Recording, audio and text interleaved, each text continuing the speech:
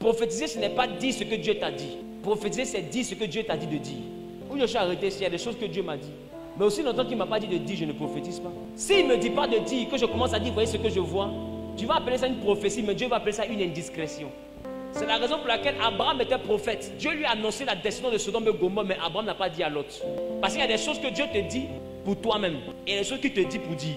Oh, aujourd'hui, les gens rentrent dans une concurrence prophétique qui fait que tout ce que Dieu leur dit, ils disent.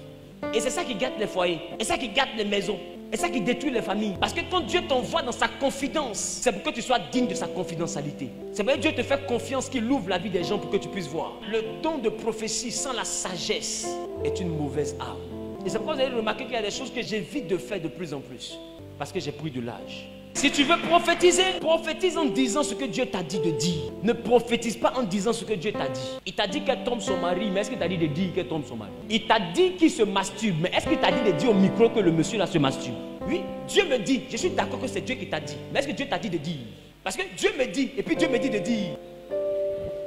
Pas parce que Dieu te dit que tu dois dire. Il y a des choses que Dieu te dit, même si tu dois dire, tu dois prendre la personne dans le bureau pour lui dire. Parce qu'on ne vient pas à l'église pour que notre vie soit dévoilée devant des caméras. Il faut de l'ordre dans le dieumadisme. Pourquoi je dis à quelqu'un, si tu as le don de révélation, il faut mûrir. Des fois, c'est l'orgueil qui fait que les gens veulent montrer qu'ils ont tout le défaut des gens dans leur tête. Ils connaissent tout. C'est de l'orgueil. Tu es un homme de Dieu qui n'est pas complexé, n'a rien à prouver. Les gens ne te suivent pas parce que tu vois. Les gens te suivent parce que tu es oint. Et quand tu es oint, tu peux ne rien voir, mais on sent qu'il y a quelque chose qui fait qu'on doit te suivre. Ça se ressent. Dunamis.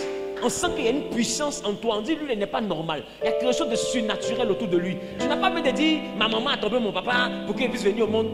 Mais tu salis la dignité de ma mère. Et si mes collègues regardent? Et si mes amis regardent? Non, c'est pour dévoiler. Mais en quoi ça glorifie Dieu? Bon, tout le monde sait, mais où est la gloire? Il y a l'information, mais sans gloire.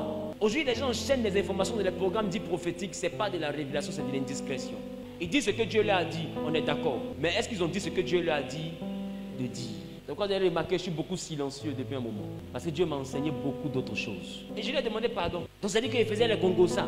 Les gars, devant Dieu, je suis allé qui a dit qui trompe qui est qui. Il quand donné le numéro de téléphone de temps, il a dit il est gâté. Amen. Il est gâté, il est Jésus. Amen. Non, je suis là, il m'a dit, c'est pas tout ce qu'il me dit que je dois dire. Il y a des choses qu'il te dit pour que tu puisses mieux gérer le peuple. Il peut te montrer le caractère des pasteurs, il peut te montrer le caractère des diacres, il peut te montrer des choses. Ça peut te fâcher parce que tu vois des choses. On pense que tu es bête, que tu ne vois rien. Oh, tu vois. Il ne te montre pas pour que tu frappes quelqu'un. Il te montre pour que tu saches que si tu dois évoluer, ne compte pas sur lui-là, ne compte pas sur celle-là. Évolue. Il te montre pour ton instruction personnelle. Mais quand tu veux t'arrêter pour dire, voyez comment elle se comporte, ce que tu dis est vrai. Mais si Dieu t'a dit de dire ça. La personne se comporte comme ça, mais elle est encore utile dans le dispositif. Jésus a choisi 11 disciples. Il a mis un démon dessus. Mais bizarrement, les 11 qui n'étaient pas démons, là, ils n'ont servi à rien. C'est le démon là qui l'envoie à la croix et puis nous, on est sauvés. Mais il y a des gens qui sont nus à côté de toi là. Ceux qui vont t'aider à aller dans ta réelle destinée de gloire. Leur méchanceté est faite pour t'envoyer à ta gloire.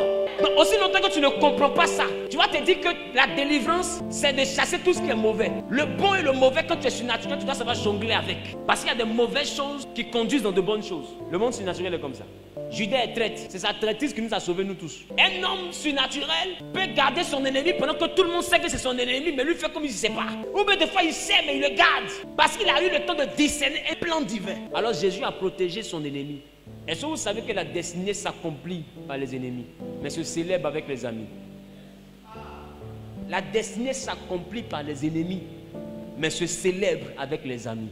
Un homme qui n'a pas d'ennemi n'a pas de gloire. Si ta vie n'a pas de combat, ta vie n'a pas de promesse. Alors arrête de fuir les combats, réalise ta promesse. Quand tu vois que les épreuves viennent de partout, ne regarde pas les épreuves, regarde ce que Dieu veut faire. Il y a quelque chose, il t'envoie quelque part. Et puis il te faut être surnaturel pour comprendre ça. Je parle à quelqu'un. Je parle à quelqu'un. Que Dieu vous bénisse.